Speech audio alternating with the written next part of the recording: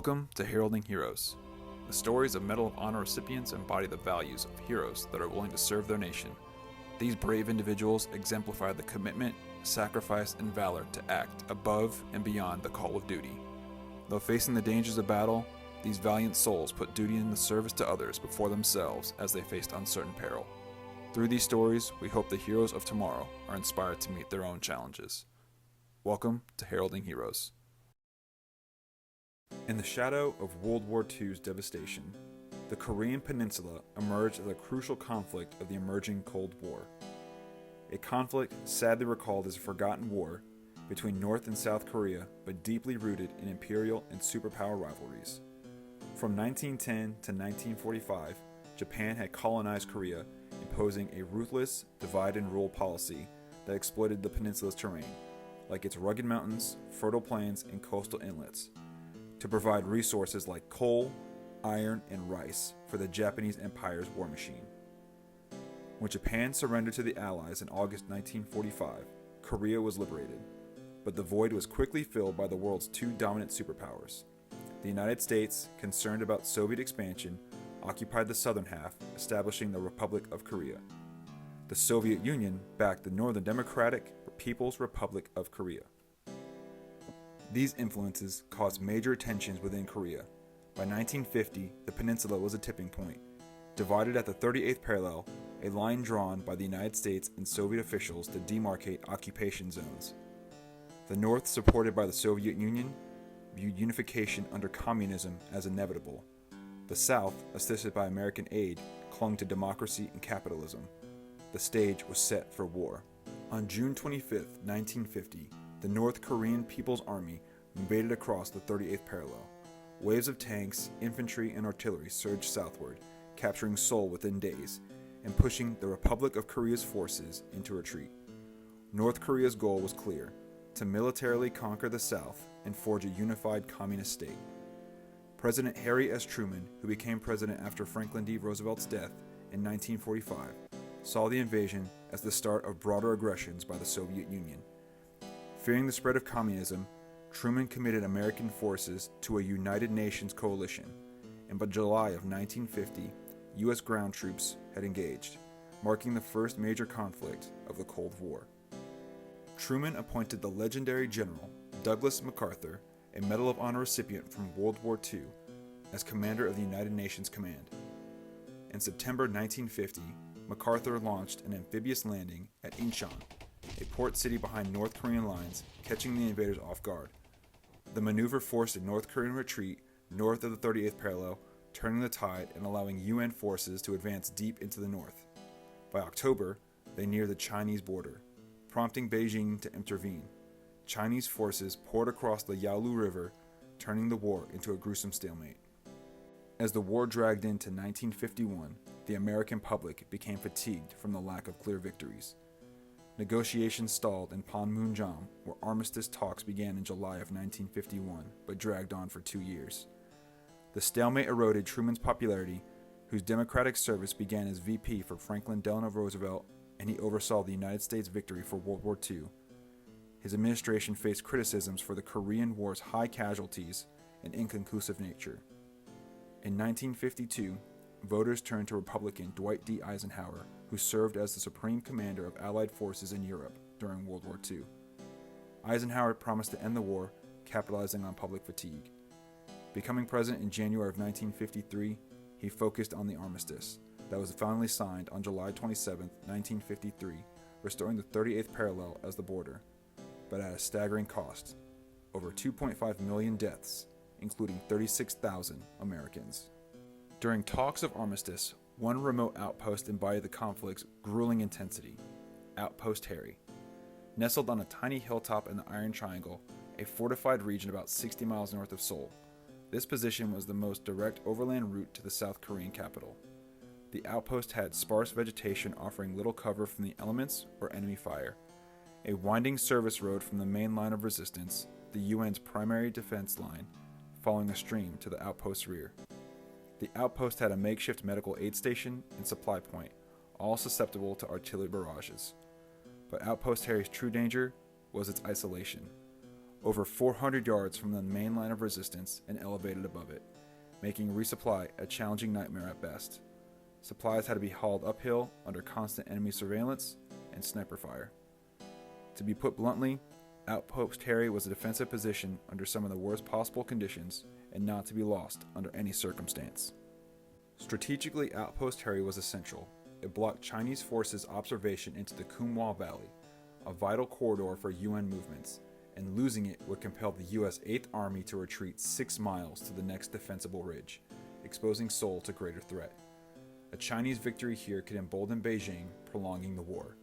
In early June of 1953, aerial reconnaissance revealed Chinese troops massing for a major offensive. On June 10th, soldiers of Outpost Harry received a grim briefing. Ammunition was checked, communications tested, and final protective use of artillery to cover retreats was coordinated. That night, the Chinese forces, outnumbering defenders 30-1, unleashed a hellfire of artillery rounds, pulverizing the hilltop. An estimated 4,118 United States and Greek troops held the line, but the toll was catastrophic. 1,863 Americans were killed or wounded. The battle devolved into savagery. When enemy soldiers breached the trenches, hand-to-hand combat erupted. Bayonets, fists, and makeshift weapons clashing in the mud. Some Chinese attackers charged without guns, relying purely on sheer numbers. Defenders, exhausted and bloodied, rolled enemy bodies down the outpost banks to clear trenches. One soldier's heroism blazoned like a beacon. Private First Class Charles Robert Johnson. Born on August 11, 1932, in the quiet town of Millbrook, New York, Charles Robert Johnson, affectionately called Buddy by his family, was the third of 6 children to Robert and Pearl Johnson. He showed a special talent for sports and the arts. He lettered in football, baseball, and basketball at Millbrook High School, where he played trumpet in the band and sang in the choir. His character extended beyond the field, and he was known for his warm personality, always with a smile or offering a helping hand. He transferred to Arlington High School in nearby LaGrangeville for his senior year, elected class vice president and co-captain of the basketball team. He earned the superlatives Most Friendly, Best Manners, and the Babe Ruth Award for sportsmanship. Classmates remembered him fondly as a gentleman and compassionate, qualities that hinted at the man he would become. After graduating in 1951, Johnson enrolled at Howard University in Washington, D.C. for 1 semester, playing football and soaking in the vibrant black college culture. But duty called as he was drafted in 1952 for the Korean War. His sister Geraldine urged him to join the Army Band, a safer path for a talented musician. And Charlie replied, "If other mothers' sons have to fight, I feel I need to do the same thing." Trained as a Browning automatic rifleman, he was assigned to Company B, 15th Regiment, 3rd Infantry Division, a stored unit dubbed the Rock of the Marne for halting the German offensive in World War I.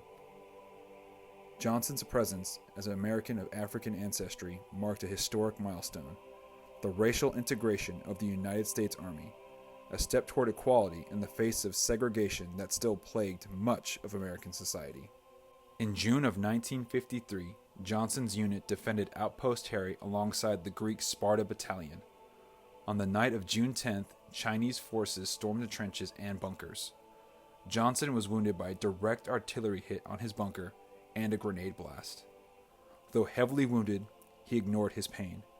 He was bleeding and severely battered, and he aided fellow soldiers more gravely injured. Private Donald Dingy, who had graduated from Arlington High School a year before Johnson, had his foot mangled by a grenade. With calmness and steady hands, Johnson tied the wound, then used his belt to drag Dingy 150 yards to a safer bunker. Along the way, he paused to aid other wounded soldiers and engage in fierce, hand-to-hand combat, killing several enemy troops to clear a path. Once Dingy was secure, Johnson ventured out again to scavenge weapons and ammunition. He returned to rearm his squad, and his face showing recognition of the bunker's indefensible position. Surrounded and overrun, he positioned himself between the enemy and his injured soldiers, and he said, I'll hold them off as best as I can. His voice calm amid the roar of battle, his selfless actions saved as many as 10 lives, including Dingy's. Johnson died on June 11th or 12th, 1953, as the fighting raged on for another week. At the age of 19, he committed the ultimate sacrifice, giving the last full measure of devotion. News of Charlie Johnson's death rippled through his home community of the Hudson Valley region in New York. Arlington superintendent at the time, Harold Storm, called him one of the finest and best-liked students we ever had. His coach, Fritz Jordan, praised him as a gentleman. And yet, sadly, for decades, Johnson's story faded into obscurity. His family grieved privately, passing down the tale of his bravery to their children. And the Dingy family also passed down that story of Johnson's heroism. In 2001, an Arlington middle school history teacher, Andy Aronson, assigned students to research local veterans.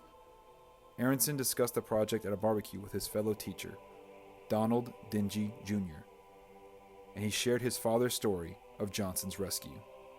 Upon hearing the story, Aronson and his students dove into yearbooks, war records, and microfiche, learning about the life of Charles Johnson. In 2002, Arlington Superintendent Frank Pepe, inspired by the students' research, launched the Charlie Johnson Legacy Project. And to this day, seniors who embody the characteristics of Charlie receive the Charlie Johnson Scholarship Award. And in 2010, a wall of remembrance was installed at Arlington High School, featuring a bronze statue of Johnson dragging Dingy. Engraved is a quote from the teacher who helped share Charlie's story, Andy Aronson. "We honor their sacrifice and treasure the richness of their lives." Sadly, Aronson passed away in 2014. Charlie's heroism gained national attention in 2010 when actors Gary Sinise and Dennis Haysbert dramatized Johnson's story at the Capitol Memorial Day concert with Colin Powell's recognition.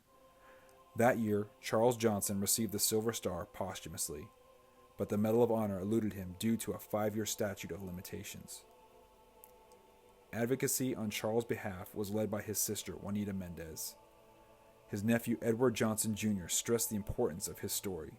He said, "You need to see the diversity of a black man helping out someone else just because they're another human being, and those stories need to be told at a young age."